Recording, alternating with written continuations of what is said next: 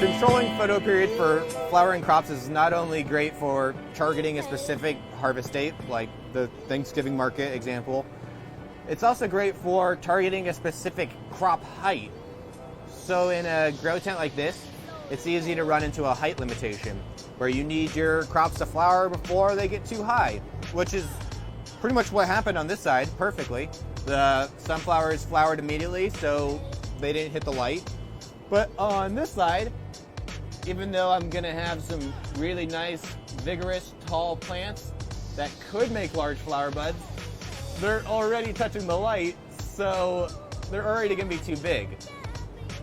So there's a lot of ways to manipulate photoperiod for flowering crops to get what you want. Harvest date and crop size and flower bud size. And there's also an advantage for controlling photoperiod for leafy greens. One of the main examples of a photoperiodic responsive leafy green is spinach. Spinach will flower when it receives long days, usually about 13 hours or more. And a flowering spinach crop does not sell great. It ends up getting really tall, the leaves get small and bitter, it's sort of just gross tasting. So a leafy greens grower will also want to control photoperiod so they can have the best quality spinach.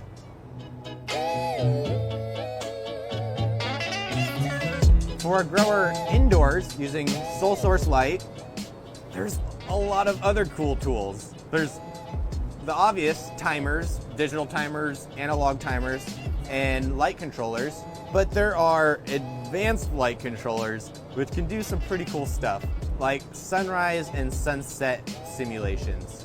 Let's use an example of a short day crop like this sunflower that would flower when it receives 12 hours of light. Using a sunrise and sunset simulation, you can actually increase that photoperiod to about 13, 14 hours by having a sunrise in which the light slowly ramps up power and slowly increases its intensity, and then having a sunset where it slowly ramps down its intensity.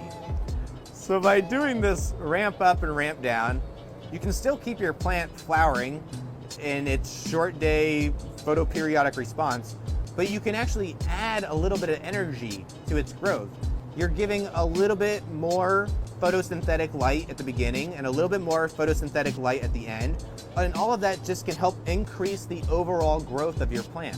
This is a feature seen on the PX1 controller, which controls the Phantom 1000-watt double-ended high-pressure sodium lights, which I'm using in both a greenhouse and I've also used indoors. And then there's programmable LED controllers, where you can not only ramp up and ramp down the power, you can actually manipulate the spectrum. These programmable LED lights have 3 different colors that can each be manipulated to further simulate sunrise and sunset. In nature, a sunrise and sunset have light that is shifted towards red. So you'll have a little bit more red and far red light than you might during the normal day.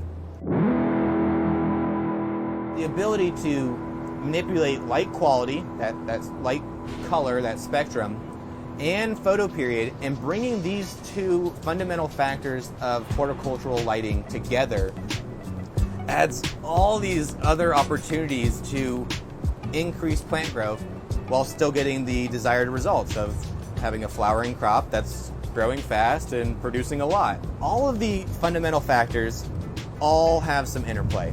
So you have your photoperiod, you have your light quality, and then you have your light intensity. All of these are going to